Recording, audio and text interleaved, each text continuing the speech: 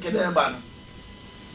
Ya to din say yes Christo so ono so di homeda ono so kwa asore homeda entiano ne pase asan de say emra no ya chechire mu a mobia mu say emra dunu ya adwuma na mu na homeda no so ena last week so be chirem emobi ati asese homeda no ye Saturday ye hunu direct entiafen ye be twa da Yesu so kwa asore ya da Paul so kwa asore ti say we na etu yi wan okay enti odofo bia momode so be na so ye no ati ti topic e ba no na Jessica panya misra o so a ene Ewrade bie kwan mam no mo bom de asempa na bre wo no o UCJ TV ena UCJ radio no Bible reader yenua Emmanuel Agbanyazi ono ne okenkanfo odi kan na ya ba yenua David Obuje small boy danger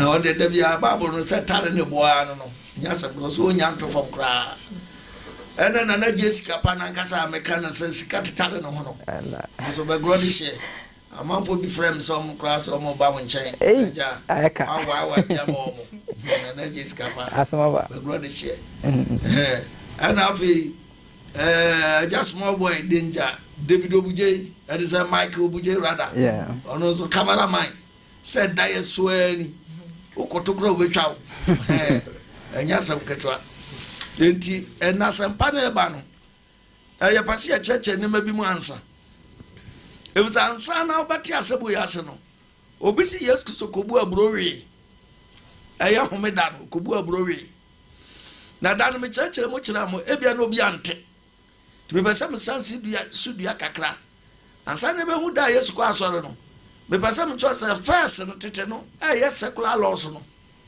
na ewo mram tie sese obi koduru obi abrofo mu a utimi pan abro ni bi wa fom ho awu fa kanten twa bi nkom enwum mfa nkofie we asa wawia na se kom nkwa na rudi abro no uduru ha sa we afuni asan na de obetumi awibia wigum nako na mrada yes Kristo so ba enkrasi ni nkrom na na kenyamsam ana omo na mo akra bi askopi abi abrofo mu akwam so de asuafo emran so da ho sa yensi kwansa kom nkom enti ano na Yesu kobu abrowi ya bebrese Yesu asa homeda nti okwafuom kobu abrowi malafo Bible no sa wonti asa wanya sa na abakenka no efso bi na the first charge atu Yesu so na yantwa mra no e wo Deuteronomy 23:24 Deuteronomy chapter 23 verse 24 se wodru yonko bobitrom a o se first no so dru yonko abrofo mbo betrom a di abanu bi said ya wo pemi obe abano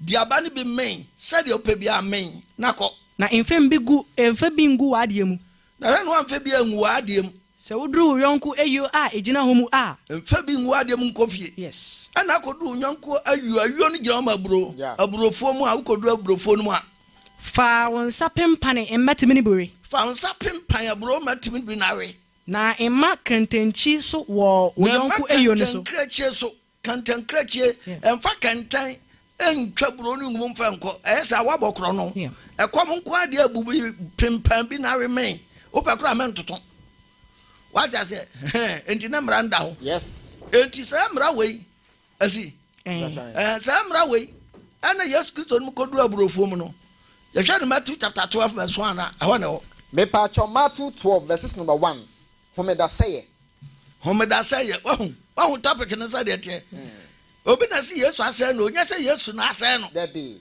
edu kan topic na hu homeda say na o say Yesu abasay homeda enya sa na tie kenkan Bible no na ma hu tie asay eti yantwa de ntom si Yesu asay homeda na ebre ni mu no wasi ebre ni mu no Yesu kofa abrofo bi mu homeda bi Yesu Kristo kofa abrofo bi mu homeda bi na ekom de na suafo no ana kom de na suafo no na ofiti ase pempam emetim ni bi awe emra ni enti na kwandam so mpempa metim no bi ntom pempa metim no bi we na falasifo no ehunu ye no ana falasifo no hu da hanum na uyo Kristo ni bi asa odwene kwa kire sa homeda ye nyina na ye dia obi anko ba bia enti ye nyina tifie na falasifo so wamo so ye da nom kochi Yesu afuom ayo ye da nom kochi na afuom enti sa wo ya de pa tambi obi pasa oka oteta wa no nya ho asem no oka no de agu anu asase enti na falasifo no tete Yesu say anya bi obey mistake bi ana obafom no monya ne ho asem bi aka eti emra no so da ho ene yenhwai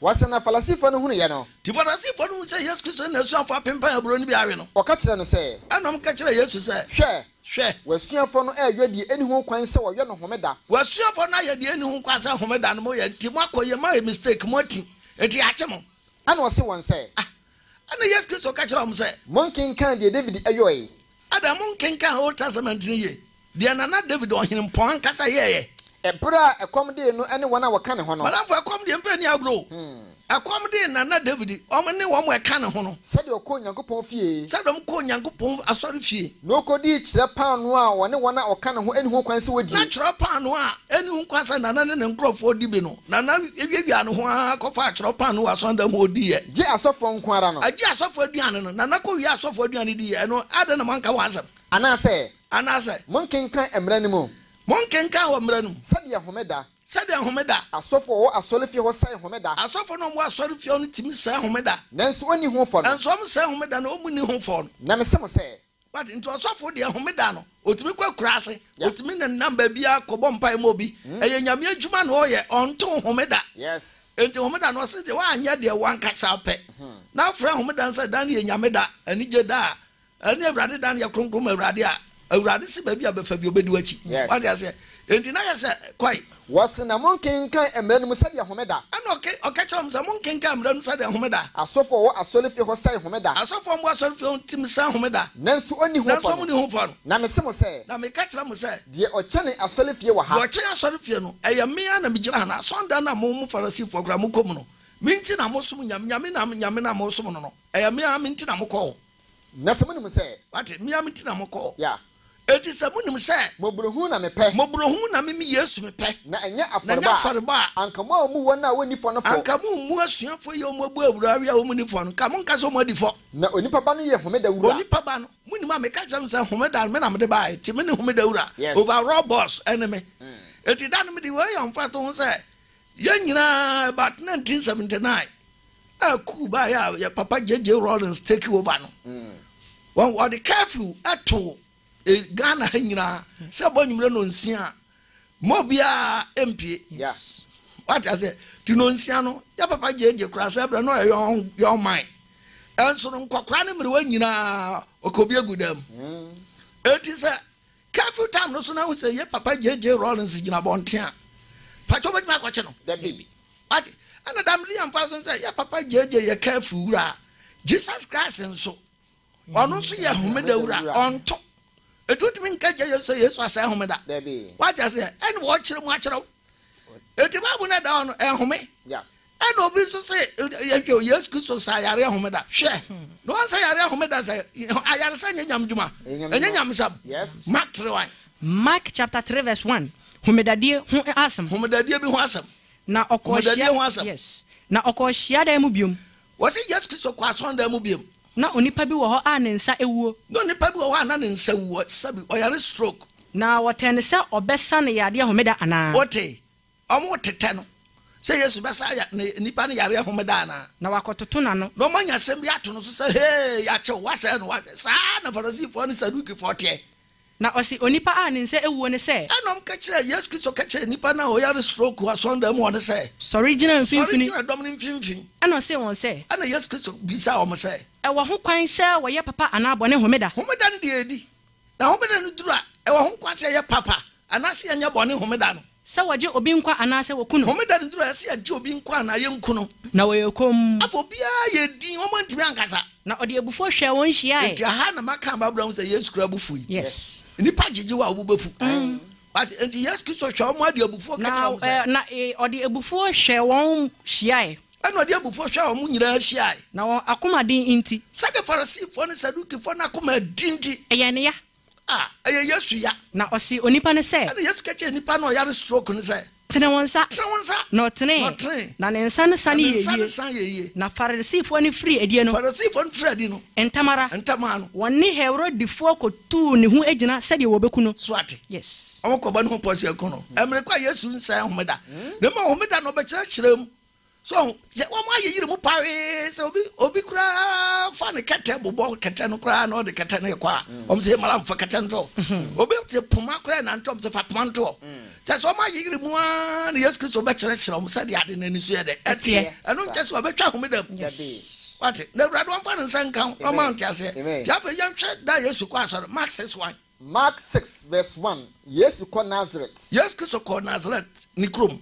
na ofiri hokoi na oba ni krom okọ ni krom na suafo no di nachi na suafo do mianyira di nachi na homeda duru ye no eti homeda duru ya no ofiti ase kyerɛkyerɛ hyiadam ofiti ase kyerɛkyerɛ asɔndam yes my brother yes Kristo yes Sabbatarian okọ asɔre memenda one bet mama quotation back say yes Kristo bai ura asɔndam kwasiada bebie ni ho wa na asɔndam kwasiada memenda nkwa na Yesu kwa asɔre what I say to Luke chapter 6 verses number 6 no osena ebasa homeda foforo bi nso okohia dem ko kyerɛkyerɛ okwasondam ko kyerɛkyerɛ swate homeda foforo bi nso okwasondam ko kyerɛkyerɛ and na kyerɛ Yesu Kristo kwasondam ko sada ko kyerɛkyerɛ bia ni ho what I say Luke 4:16 Luke chapter 4 verse 16 was yes Nazareth asenka Yesu Kristo Nazareth asenka de me pam chawo de Mark kae no ɛno na Luke nso kyerɛ mu biom was na oba Nazareth oye ne wo ho was Nazareth ne wo Yesu tete ne ye no nti oba Nazareth na ye no ho no na homeda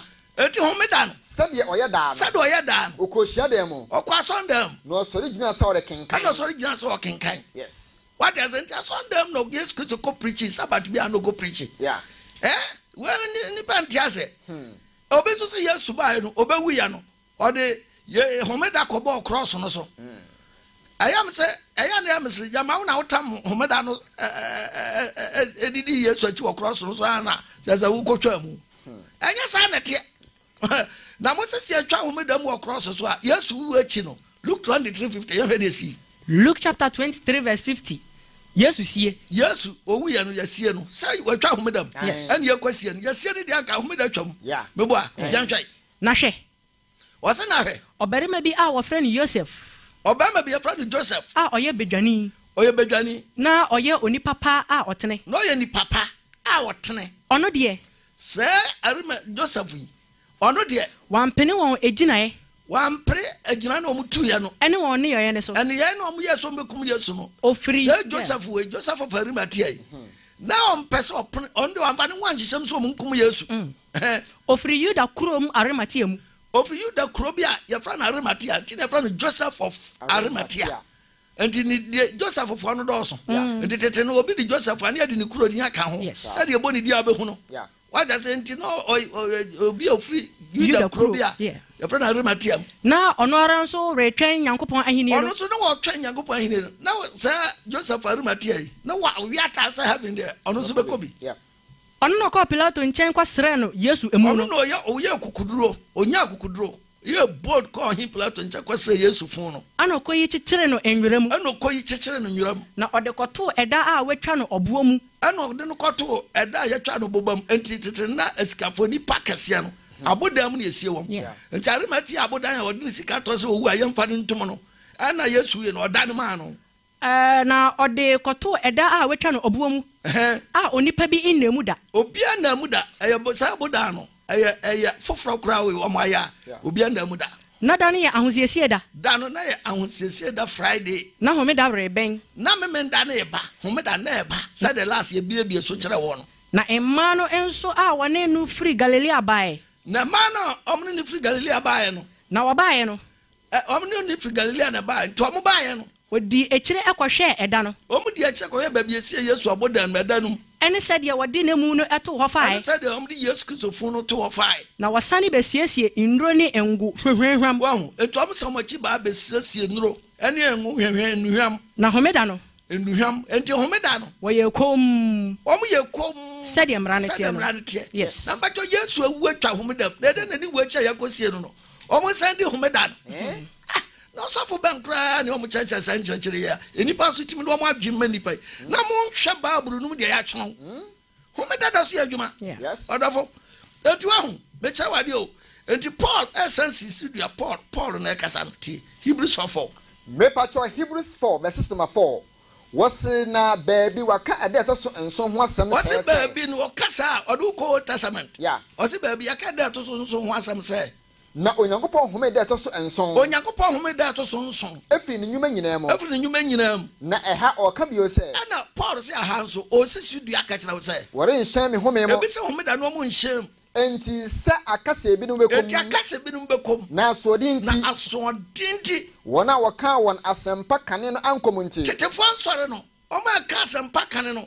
Oma mfa homeda nanto onti no. Wo she da bibio enam David so ka se. Wo she da bibio enam David so ka se. Ene echale sa no. Wo kan sade yabodin dada no se. Wo kan sade yabodin dada no se. Ene samote ne ne. Mo mprim akoma. Kan wo mprim akoma.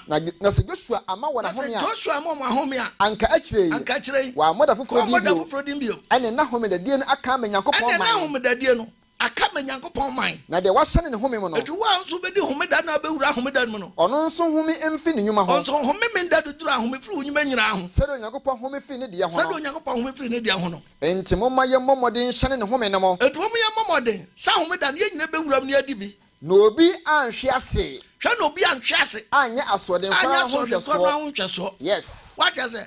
Hwe na obi anhwe ase anye asoden ho asoden no ahonko anhweso. Yes. What is it kanya ho? Yeah. Na pa me da so be wuram. Yes. What na nyankopon fa won kan ma wo. Wo da match that was match say the nyame mark ne ma. Ade o de hye ne man so. Won the seal of God is the Sabbath. Yeah. Na nso no nyankopon de ya na ade. Na cheche no nyina. Ento do fa wutie me pesam je Paul say 1 Corinthians 11:1 was say 1 Corinthians 11:1. Ose monhwe me nsua me. Paul so monhwe no nsua no. Said ya me nso monhwe Kristo me sua no. Yes. Odo fa akra wo so nsua bibia free a. Yes Kristo be wu yansa na potwa Paul hwe Damascus. Yes. It is yes Kristo egu homeda. Anka Paul nkwaso ndam memenda. Yeah. What I say enti Paul so monhwe nsua no Kristo for say no hwe Kristo sua no. No hwe Kristo sua no say. Okay, yanhwe Act 13:13. Acts 13:13. That Paul kwaso. Pagan Antiochia. Was na Paul etu free powerful no. Paul no tu free powerful no. Oba Pege e wo Pamphylia. Oba Pege e wo Pamphylia. Na Yohane atwe ne ho afiri won ho. Sabra Yohane twe ho ne ho firi won ho. Esane ko Jerusalem. Osan Ghana ni kire Jerusalem. Na one day. Na omo de. Wo free Pege no. On free Pege no. Wo twa mu ba Antiochia. Omo twa mu ba Antiochia. E wo Pisidia. E wo Pisidia. No ko hyedam homeda kotena ase. Omo ko hyedam asondam homeda. Memenda ekotena ase. Yes. Atiase ekotena ase. Ama Paul preach wom. Tie. And verse 44. Verses number 44. Was na homeda foforo duru ye no. Afa homeda foforo duru ye no. Eka kuma na kromu no nyina ebehia se wode beti yankopon asem yeah edutwa Paul kwaso da ben Paul is Sabbatarian 144,000 people they are Sabbatarians Israelites omnia Sabbatarians it was a Christopher papa no ye gino se no praise right to be a Christian in Sabrebia asa memenda som ada so de hu hyem tieniye papa and say ye twemu a Yehuda Paul kwaso Acts 17:1 Paul besa kasa Acts chapter 17:1. Paul Thessalonica asenka. Na wotwemu Amphipoli ne Apollonia. Paul atwemu ewo Amphipoli. Eno ba Apollonia. Eba Thessalonica. Eno sansi Thessalonica. Eho na Yudafo hia dan. Eho na Yudafo hia dan ho. Na said Paul tayo. Na said na Paul tayo no. Okọ woncha homeda. Okọ moncha homeda. Emiensa ne emprensa. Any one koka nsem no asem. Yes. What does it? Paul calls on them Sabbath 3 times a day. Yes. The first service, second service, and third service. Preaching was on them Sabbath. Yes. Order for nothing. I will pre-mark my judging here. Act 18:4 where? Acts 18:4. Nada homeda. Dabia homeda. Okoka asem hia dem. Paul koka asem hia dem. Ema Yudafo ne hila for gidi. Yeah. What you say? Acts 16:13. Acts chapter 16:13. Was na homeda duru ya no. Paul say me kan say homeda duru ya no. Ye firi kro ni mu ko esio bi hu beebi. Won so a wo say na Jew fo nti na Paul kwaso nda memenda ko ka jam sam kire on say obeda no ma dwan be ye Kristo dia no. Ti ha so me ka kire wo say na homeda duru ya no. Ye firi kro ni mu ko esio bi hu beebi. After Paul so mu firi kro no mu. E ko esio bi hu beebi. Ah, Yesusu say wo sori ho. Ehwo no mu susu say wo ya sori wo ho ebeye. na yetena asia no eti Paul no tra say one me say Juda for Sunday mo no so am ko tra asia no ya kasa kire emba a wo be hia ho no kasa kire emba no be hia ho no na oba bi a ne din di Lydia a otontam kokko ne din di Lydia otontam kokko a ofri Tiatira krom a ofere Nyankopɔn ten ma me fere Nyankopɔn no te Paul asem no na ewurade bue na komem se ontie de Paul reka no Lydia komem se ontie de Paul reka no yeah. What does it? Until Lydia, you show my Lydia Sacra, no, there's Sabbath. Yes. Memenda, I know Sacra. Yes. No, therefore, I must have been out. What does it for what you say? Me as some number do no, and then you will be judge. The Macacha Samran, first, second, third, fourth, and Edicano. And you am coupon in Nipan Thomas, and no to a high end show.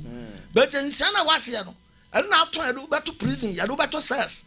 Near Timia transform your may want. Yes. What I say, and this is one Shambabunia, obey a mistake.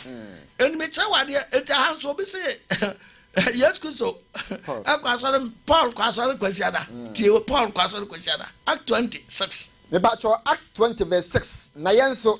Paul is woman so. A petit nano a chairman. A petit nano chairman. Ye free Philippi a fensweni. Only Philippi fensweni. Near the enenum ebedru and chan thrower. The nenum ebedru and chan will crobia for thrower. A what and ye di nanso. If you want a Sabbath no to and to me Sabbath no thrower. Nanso at one. Na ochumuda edi kan no. Eti memenda fru ada be na ba kwasiada. Yeah. Eti kwaso Sabbath no. Na ochumuda edi kan kwasiada no. Ye share say ribubu pan no. Eno mcha so mko communion. Eno so ncha se kwasiada emfa nkwasore o. Betumi dia kwasore. Betumi fiada kwasore. Ebnada kwasore. Memenda da bia kwasore. Ba wa ni homeda na.